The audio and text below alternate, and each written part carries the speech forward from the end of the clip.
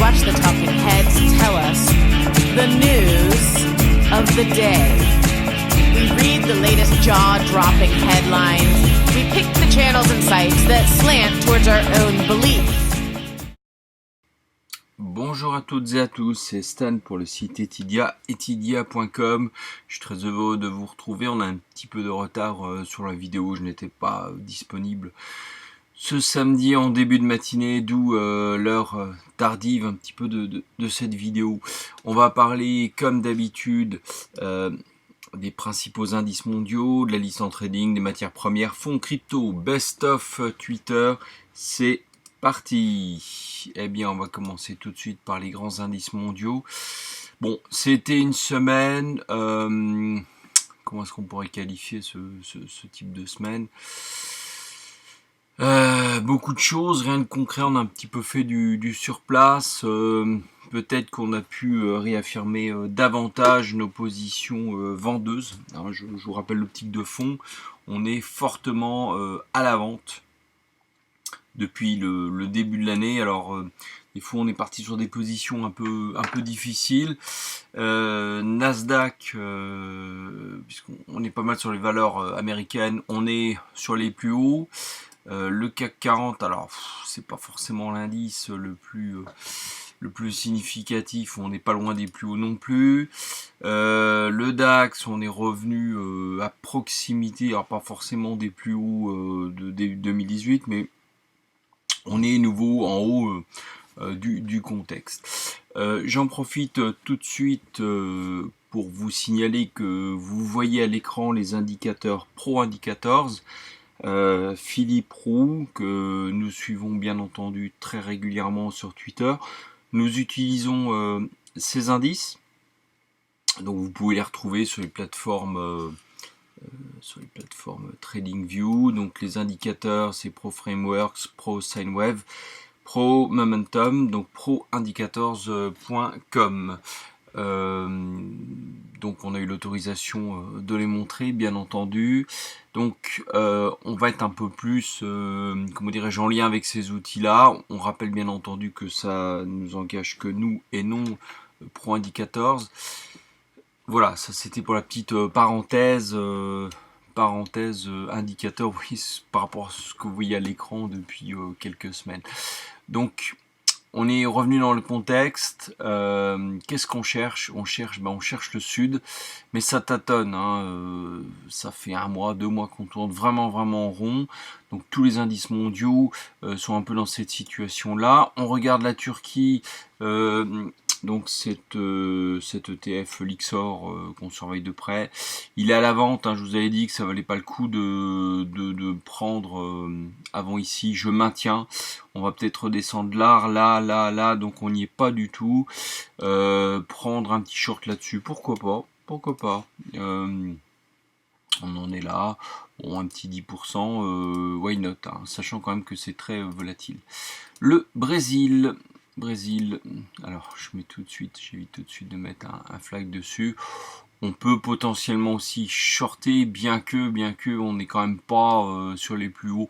Moi j'attendrai quand même d'être un peu sur les plus hauts avant de shorter l'indice. Faut pas avoir peur, ça revient rapidement. Bon, après si ça descend, oui, on peut essayer de retrouver le bas de range. Pareil, ça fait un plus 10, pourquoi pas. Je ne reviens pas en détail sur le reste des indices, sauf peut-être le Shanghai Composite, qui, comme le China 50, on tourne en rond. Alors là, vraiment, on est sur une indécision très forte, on range très fort par là. Bon, on sait pas trop ce que ça signifie, ça peut aller dans un sens comme dans l'autre, donc c'est quand même inquiétant, mais quand ça va partir, je pense que ça va être assez fort. Le SOX, les semi-conducteurs, la chute ici, regardez bien. On s'attendait à ce que ça aille sur les plus hauts, eh bien non, ça a gapé ici méchant. C'est quand même très intéressant. On peut s'attendre à quelque chose sur les valeurs américaines techno qu'on suit. Voilà. Eh bien, on va passer, on a fait les principaux indices mondiaux, on va passer sur notre liste en trading. Alors, je vous cache pas que cette semaine, on a pas mal zigzagué, on est revenu vendre du Nasdaq 100, hein, pour rester un peu dans les indices, on a repris position ici pour shorter. Alors l'objectif, on l'a mis très large, bien sûr il faudra sans doute le réévaluer en cours de route. Actuellement, pareil, là on est sur une forme de petit pâté, hein, qu'on retrouve, j'en parlais à l'instant sur le China. Qu'est-ce que ça va donner? Bon, nous on est très partisans d'aller au sud, à voir, on ne sait pas trop comment ça va sortir, ça peut partir n'importe où, n'importe comment, donc à suivre. China 50, pareil, hein, on était sorti à un moment donné parce que ras-le-bol, mais je crois qu'ici il faut persévérer à la vente, hein. Donc c'est le moment peut-être pour celles et ceux qui ne sont pas revenus dessus de reshorter ce type d'indice. On est revenu sur Apple, pourquoi? Alors, Apple a ici comblé ici ce gap là, ça a tourné ici et on s'est dit tiens, c'est en train de descendre. Donc pour l'instant on est plus ou moins en train d'avoir raison, c'est plutôt parti par là, on va observer, ça peut aussi faire comme ça et repartir par là, hein. Donc à suivre Apple. Automatic Data Processing, bon là on est un peu mal, mais on maintient notre position, on est toujours dans le contexte, dans ce range là, donc on pense qu'on va descendre. PayPal, bah là c'est un peu la catastrophe. PayPal, on est franchement pas très bien aspecté sur cette affaire là. Adobe, alors c'est vrai qu'on est en difficulté sur cette valeur, mais je pense que le temps va nous donner très clairement raison. Pourquoi? Parce que regardez tout ça, c'est quand même ça devient faible. On ne va plus chercher des plus hauts, et ceci depuis le mois d'avril, donc ça fait 2 mois, une incursion vers le bas, on retente quand même, il y a une forte tension sur ce titre, ça se voit. Moi je pense que très rapidement on va venir ici, donc vous voyez, patienter 1 mois, 2 mois, c'est pas grave, si vous prenez 15-20% dessus, vous allez très vite rentrer dans vos sous. CRM, alors pareil, il y a un petit peu la même chose, là on est vraiment, la résistance ici devient quand même extrêmement forte, on a des signaux BIR, très clairement ça penche vers le bas, on a cassé un coup de plancher, on réagit fortement vers le haut, c'est très tendu, mais regardez, il n'y a rien, il n'y a plus de carburant pour aller vers le haut, et si je dézoome un tout petit peu, regardez-moi cette trajectoire. Enfin, on a de quoi sur plusieurs années de se gaver dans le sens inverse, hein, 3 fois plus rapidement. Donc CRM, moi je dirais qu'on n'est pas très loin du compte. Microsoft, toujours rien. Là c'est pas la même chose. Là-dessus, on est vraiment, on cherche les plus hauts en permanence. Moi, je pense que ça va dégringoler d'un coup. Il n'y a aucune raison. Je pense que le marché le voit peut-être comme l'anti-Apple, comme peut-être une valeur sûre de type IBM ou pas. Ne rêvez pas, quand ça va clasher, ça va clasher, ça va descendre. On l'avait déjà vu là sur ce dernier trimestre 2018. On était descendu là, boum, en ligne droite de 20%. Là, on a potentiellement, oui, on a quand même 30% à descendre. Moi, je doute pas que derrière, ça reviendra très rapidement ici sur cette zone-là, dans les 116. Mais derrière, ça cassera. Ça me paraît comme une évidence. Amazon, on est revenu sur des plus hauts, mais voyez, c'est nouveau en faiblesse, hein.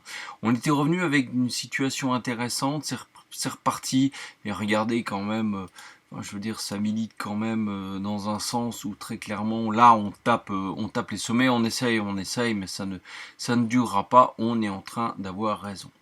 AMD, donc là c'était un trade assez flagrant, puisqu'on avait acheté ici.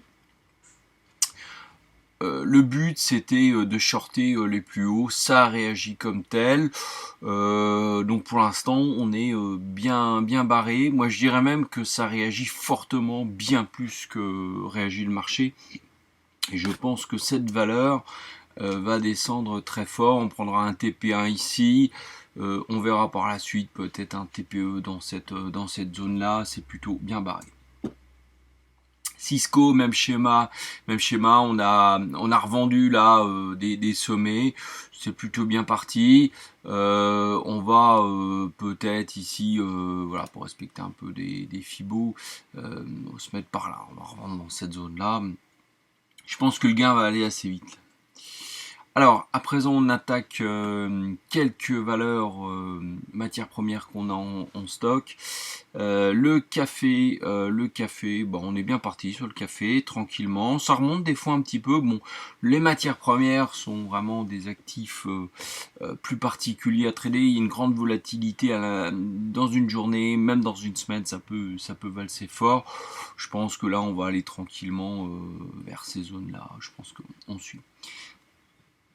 Alors, le corn, alors là, nous a joué un véritable tour de cochon, si je peux me permettre.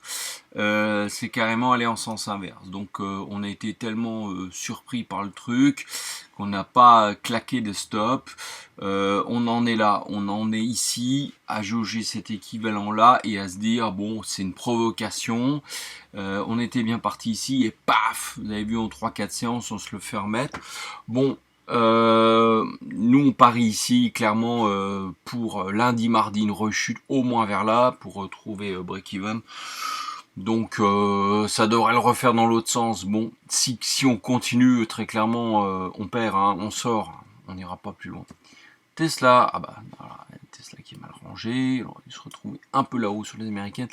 Donc Tesla, on avait bien gagné à la descente, c'était sympa. Aujourd'hui, où en sommes-nous? Alors, compte tenu de ces bougies-là et de la situation du marché, on s'est dit bon, allez, on rentre, quitte à avoir pas avec un levier de fou, hein, on y va tout raisonnable. Il y a plusieurs solutions pour rentrer. Vous voyez les gaps ici. Là, il y en a un. Là, il y en a un. Là, il y en a un qui a été comblé ici. Bon, vu cette chute-là, on avait une chute là, je sais plus quel jour, quand même, qui était très marquée. Allez, on est rentré dedans. Si ça remonte, là, c'est pas un drame.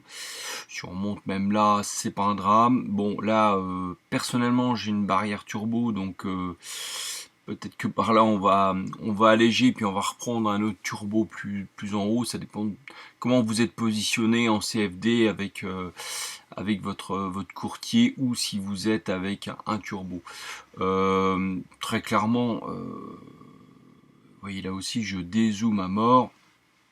On est sorti par le bas de cette zone-là, on est allé là, là c'est tout simplement un pullback, jusqu'où il ira, difficile de dire. Peut-être là, même là, c'est pas dramatique. Je pense que derrière, boum, ça va faire ça. Et peut-être bien plus parce que regardez, les prochaines destinations sont carrément plus basses. On est par ici. Mesurez quand même le truc, hein, c'est énorme. 33%, 32%, ici jusque sur ces supports là, il y a des supports intermédiaires, mais très clairement je crois qu'on peut reviser ça. Là il faudra se poser la question de racheter, voir ce qu'on fait, mais on peut y aller tranquillou, hein, tranquillou. Le blé, on est sorti, on s'est fait mettre une carotte sur le blé, voilà, on a acheté là, bah boum, c'est parti là-bas. Donc là, c'était la carotte de la semaine. Nickel, on tente de sortir de cette mauvaise situation où on est rentré là, tac, tac. Bon, on n'est pas inquiet non plus, on va y revenir. Voir comment ça va réagir dans cette zone-là, est-ce qu'on continue plus haut ? Peut-être même carrément plus haut, hein. On peut toujours maintenir l'objectif, il n'y a pas de problème, ou alors ça recraque là et on se tire avec quelques bénéfices. Palladium, on était sorti, on est revenu. On est revenu sur le dossier, pourquoi ? Parce que là, il y a à nouveau pas forcément un plus haut récent, mais enfin si c'est un plus haut récent, mais pas le plus haut historique. Résistance évidente, haut de range sur le Pro Indicators. Et donc là, on se dit qu'un petit 15, ce serait pas mal. On retente. Il est très capricieux le palladium, hein. Il est très difficile, mais why not ? On est nouveau dessus. L'aluminium. Donc là, on n'en attend pas énormément. On attend de reprendre un petit peu, quelques pourcents là-dessus. On n'aura peut-être pas nos 8%. C'est histoire de reprendre un petit peu. Air France, nous sommes sortis en léger gain, on a fait un tour vers le bas, ça n'a pas donné franchement ce qu'on voulait. Pourquoi on a vendu? Parce que quand le marché est très tendu, là on avait du BIR qui s'affichait, c'était pas une bonne situation vendredi, on a préféré se barrer avec 2 francs 6 sous. Boiron, on garde, on a un petit peu mal là, mais on garde parce que tant qu'on a du support, on garde, donc pour l'instant on bouge pas. Technicolor, un peu le même schéma, donc là on attend maintenant une réaction sur cette zone là. Soit ça réagit, on reprend le nord, soit ça réagit mal, on sort. Rexel, on est sorti, on a pris quelques gains, voilà, c'est histoire de payer le loyer et l'électricité, on a pris quelques gains, pardon, histoire de faire un petit peu de monnaie sur des PEA, des choses comme ça. Et Eramet, pareil, on l'a senti un peu fragile, on peut peut-être y rester, ça dépend vraiment des tempéraments, il n'y a pas, là il y a quand même une petite sortie. Bon, à voir, selon les profils. Valeo, on est sorti en perte là-dessus. Ça allait trop bas, il fallait être raisonnable, on est sorti. Bon, ceux qui veulent rester sur du plus long terme, pourquoi pas. On est toujours sur World Online. On est rentré ici, on résiste parce qu'il n'y a pas de raison, c'est beaucoup trop haut, on a dépassé un petit peu là le plus haut historique, mais on tient vraiment à rester dessus, on est beaucoup trop. Pour pas être dans la techno, on est sur Alstom, un peu comme une évidence là, vraiment un plus haut, on voit les dernières bougies, c'est vraiment du retournement. On pense qu'on va aller très facilement par là, peut-être même plus bas, on va voir en fonction des conditions de marché. J'en ai terminé avec la liste en trading, on va tout de suite passer sur le scan, ce qu'on a un petit peu de côté, qu'on attend. Terraclion sur la France, oui, mais on va pas acheter là. Ça pourrait, mais on achèterait plutôt par là. Hein, sur les plus bas, on pense que ça va revenir. US Steel, je sais pas si vous vous rappelez, on était dessus. Ça peut faire un peu le même effet que General Electric, je vais le rajouter, General Electric, sauf que ça donne pas, donc on l'observe et puis pour l'instant il se passe rien. Hermès, pareil, tout le luxe français, vous pouvez quasiment revendre. Hermès et compagnie, vous pouvez revendre. Tesla, on en a parlé. Boeing, on regarde encore. Boeing, c'est quand même très très fragile, donc on surveille de près. Il pourrait bien que ça se casse correctement la figure, mais pour l'instant, pas encore assez d'arguments. Carmat, là on essaie de voir un achat sur des plus bas. C'est un truc à caser en PEA, ça. On les regarde, mais il n'y a rien de spécial. Peut-être un petit peu un argument supplémentaire. Texas Instruments, bon, on n'est pas entré dessus, on aurait pu, hein, là et là, hein, les deux étaient possibles, why not. British American Tobacco, pour une vente, on n'est pas allé dessus, on aurait pu. Gatling, pareil, ça c'est de la vente. LVMH, le luxe, je vous en ai parlé. Veolia Environnement, on n'y est pas encore, on attend de voir si ça réagit, si on va aller chercher des plus hauts. World Online, on en a parlé. Netflix, on était dessus il y a 2 mois je crois. C'est pas déconnant d'y rester, on a été très prudent. Je pense que maintenant on peut vraiment jouer la baisse là-dessus, hein, mais voilà, pourquoi pas. Lily, il y a trop rien à faire. Voir si ça réagit un petit peu contre la techno, à voir. Walmart, là on va très clairement sur des plus hauts, donc c'est de l'excès, c'est intéressant, on cherche un point d'entrée peut-être par là, on peut quand même aller taper des 8, 15, 20%, à voir, bientôt. Costco, pareil, on est sur des plus hauts, on regarde, on continue. Anthem, je pense que là il n'y a plus grand chose à faire, on va peut-être la sortir. Et General Electric, on suivait. Bon bah, ceux qui sont restés, moi je suis sorti pour des besoins de cash, c'était pas idiot, hein. Ils ont fait l'objectif qu'on avait fixé. Voilà, on va passer sur les matières premières que je n'ai pas évoquées tout à l'heure, c'est-à-dire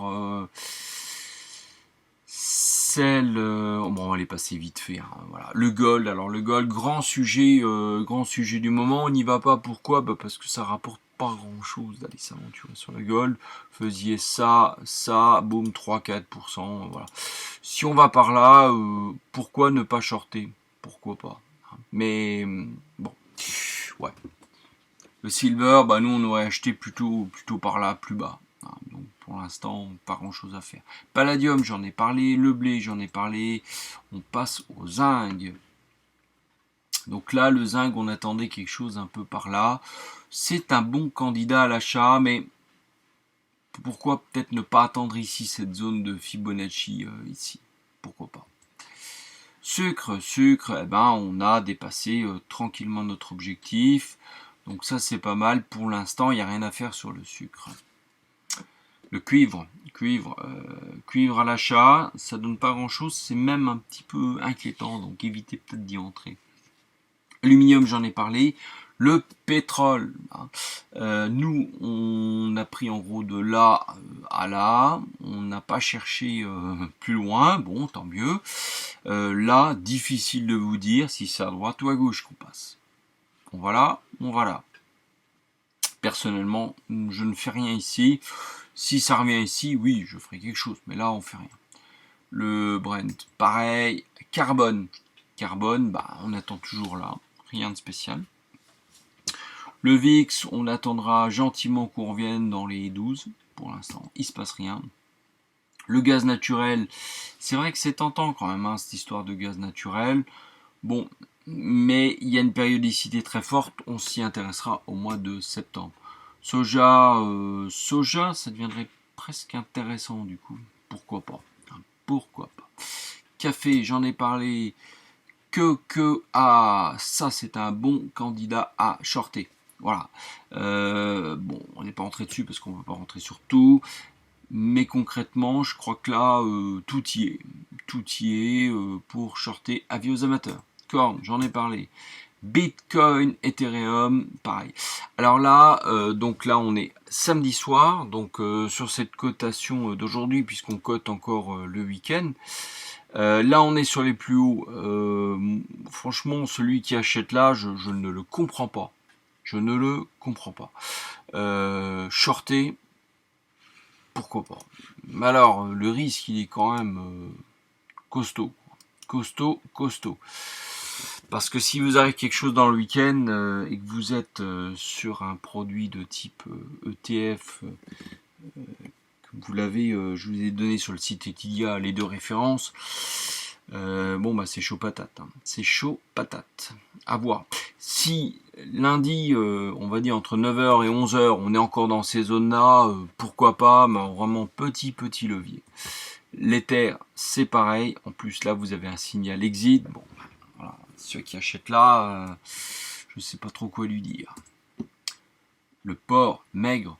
On est à mi-chemin, je vois pas ce qu'il y a à faire, donc il n'y a rien à faire. Le coton, on n'a pas acheté, mais on aurait pu acheter, certains l'ont fait, bonne idée, affaire à suivre. Uranium, pareil, certains ont accès à ce fameux ETF, personnellement je n'y ai pas accès. Comme vous le voyez là, bon, c'était intéressant d'acheter là, même quitte à prendre un peu des pertes. Là, clairement, la bougie vous invite à prendre vos bénéfices. Moi, je serais vous, je prendrais les bénéfices. L'argent, on en a parlé. Le blé, on en a parlé. Je ne viens pas plus en détail de la suite. Fonds et crypto.